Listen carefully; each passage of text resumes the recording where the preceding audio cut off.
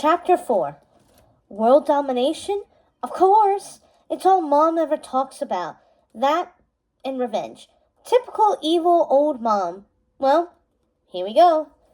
Maleficent's tenement apartment sat directly above Bargain Castle. It was dark, dusty, and dirty, just to Maleficent's liking.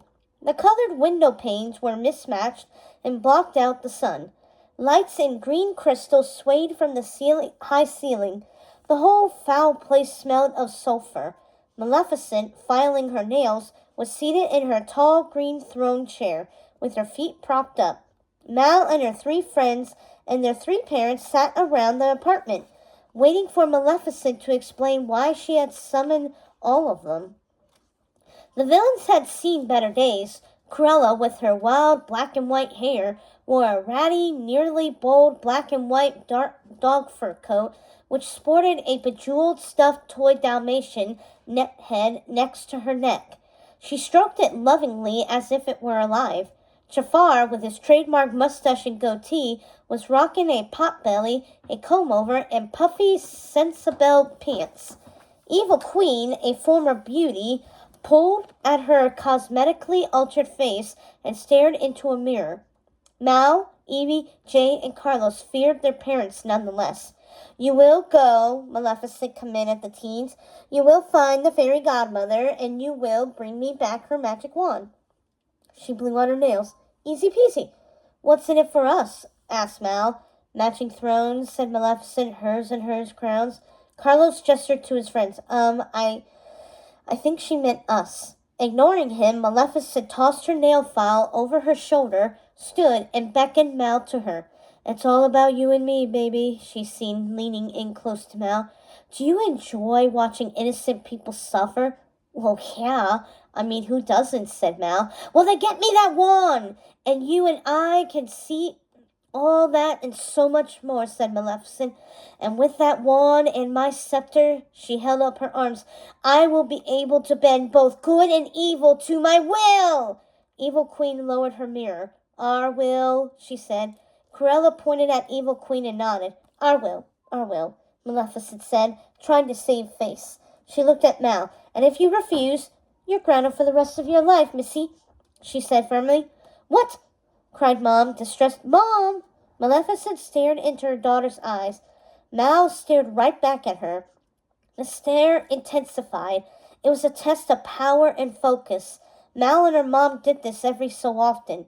Maleficent always won. Mal tore away her gaze. "Fine, whatever," Mal said. "I won," said Maleficent.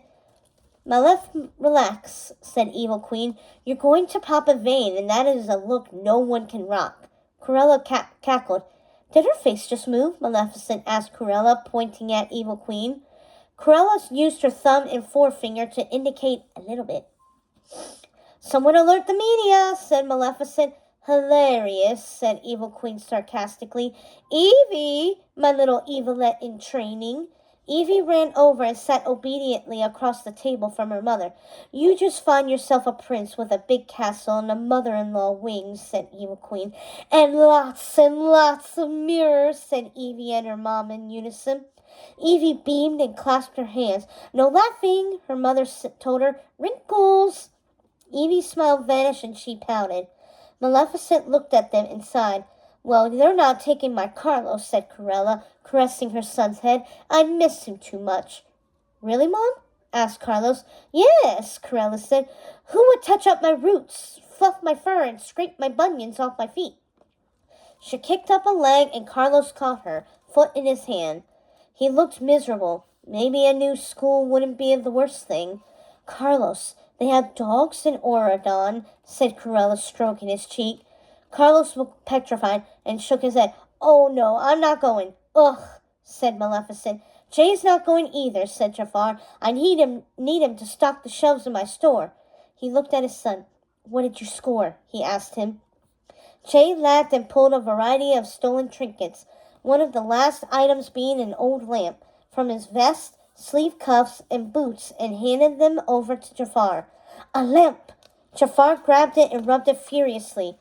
"Dad, I already tried," said Mal, shaking his head. Well, Evie's not going anywhere until we get rid of this unibrow. Evil Queen-eyed Evie extracted a pair of tweezers and approached her daughter's eyebrows. Will it hurt? Asked Evie. Beauty is pain, darling. Beauty is pain, said Evil Queen as she plucked. Maleficent addressed the room. Am I here? Was I speaking? What is wrong with you all? People used to cower at the mention of our names. For 20 years, I have searched for a way off this island. Evie began to pluck her mother's eyebrows. Ouch, said Evil Queen. For 20 years, continued Maleficent, they have robbed us of our revenge. Ouch, said Evil Queen, as Evie kept plucking. Revenge on Snow White and her horrible little men, Maleficent told Evil Queen. Ouch, said Evil Queen at Maleficent's words. Maleficent turned to Jafar. Revenge on Aladdin and his bloated genie. Jafar shook his fists. Maleficent rounded on Cruella. Revenge on every squeaky Dalmatian that escaped your clutches. Oh, but they didn't get babies, said Cruella, stroking the stuffed toy dog head on her vest. They didn't get the... She wheezed maniacally. They didn't get the baby. Jafar locked eyes with Maleficent. I am with you. Maleficent returned the stare. Who are you? She asked him. Jafar, the Grand Tsar of Agrabah, he said. And I, Maleficent, the most evilest of them all, she said. I will finally have my revenge on Sleeping Beauty and her relentless prince. She turned to her friends. Villains! Our day has come. She turned to Evil Queen and nodded at Evie. EQ, give her the magic mirror. Evil Queen studied her brows in the shards of glass that used to be her magic mirror. 1 minute, s'il vous plaît, said Evil Queen, angling her face and studying her reflection. Now, said Maleficent. Oh, for badness' sake, said Evil Queen.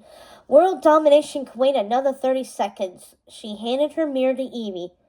This is your magic mirror? Asked Evie, sounding disappointed. Well, said Evil Queen, it ain't what it used to be. Then again, neither are we. She gestured to Maleficent, Cruella, and Jafar, and they laughed. It will help you find things. Evie's face lit up. Like a prince, she said. Like my waistline, said Evil Queen. Like the magic wand, hello, said Maleficent. She looked thoughtful. I need my book, my spell book. Ah, the safe.